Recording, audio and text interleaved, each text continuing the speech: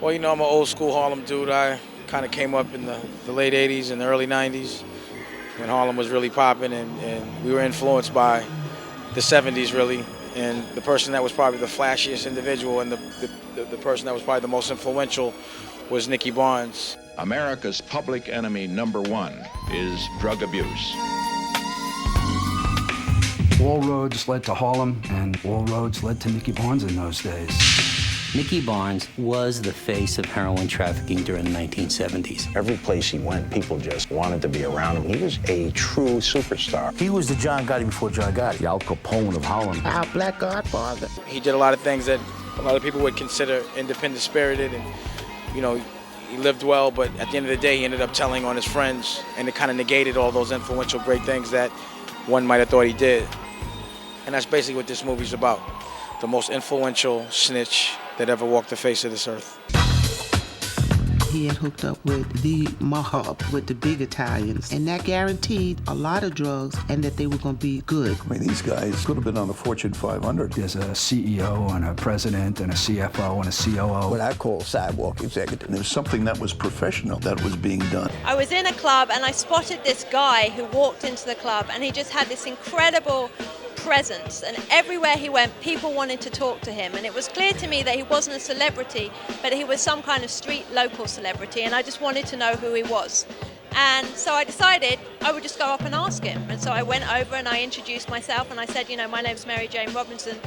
Who are you and what do you do? And he looked slightly taken aback, and he said, well, Mary Jane, what do you do? Rather than answering the question. And I said, well, I'm a documentary filmmaker, expecting him to say, oh, that's great, what films have you done, la la la. But what he said was, if you make documentaries, you should make one about Nicky Barnes.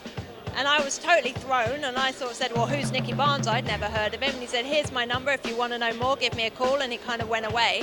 And so I was completely intrigued, and I went the next day and I started Googling the story and trying to find out about Nicky Barnes, and what I read and learned was that this was more than just a great story in and of itself. It was a universal story. It dealt with universal themes: love, power, greed, betrayal, and that I wanted to know more about it. The life was good. I'd have like $2-3 million in a box of money. He had that benevolence to him. Christmas, New Year's. The Thanksgiving Day turkeys, the spending money. He was giving something back to the community that he was abusing and killing. Well, when Mary Jane came to me, I knew who Nicky was. I was in New York in the 70s. I was born in New York. So I said, wow, great idea. But little did I ever imagine, one of the first questions I asked is, well, you got Nicky? Meeting Nicky Barnes, I got to tell you, I met a lot of characters. And again, this isn't a moral judgment about good person, bad, evil, or not. But in terms of just a depth and a kind of a charisma and energy, it's rare that people live up to the myth, and this is a guy that did. He lived well, but at the end of the day, he ended up telling on his friends, and it kind of negated all those influential, great things that one might have thought he did. Go ahead, tell me what it is you have in mind. There were a couple of friends of mine that were supposed to be doing things for me, Yeah. And, well, they're doing things against me, really. Mm-hmm. And I want to get back at them. I wanted the world to understand Harlem, but also understand that because the most influential person in Harlem did something bad, that it's not all right to do it. They could call me a snitch. I'm out there in. It's not as though I say, I forgive them. No, that ain't happening. I think it's fascinating that so much debate, it's not about is selling drugs good or bad or killing people good or bad. These are basic moral issues, we all know.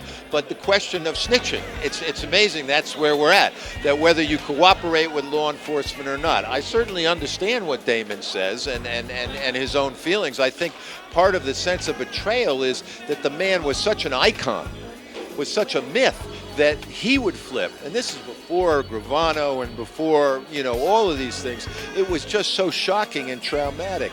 I want to show it to young people so they debate about snitching, because I think it's not a simple question of whether you cooperate with the law or not. Nicky, I'm not defending him, but certainly he gives his version of why. He isn't somebody that was busted and then immediately said, oh, let me make a deal.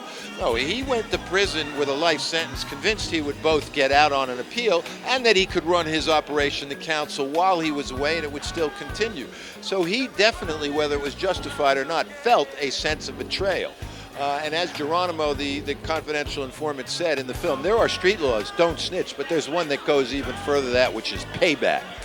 You get me, I get you back. So I think that exactly, that if this can in any way open the dialogue, that it's not simply, whether you cooperate with the cops or not, it's the circumstances. So that people who actually witness a murder or whatever, and they're afraid to talk because that's just the law of the streets, it's madness. So I just hope that this film can become part of that conversation.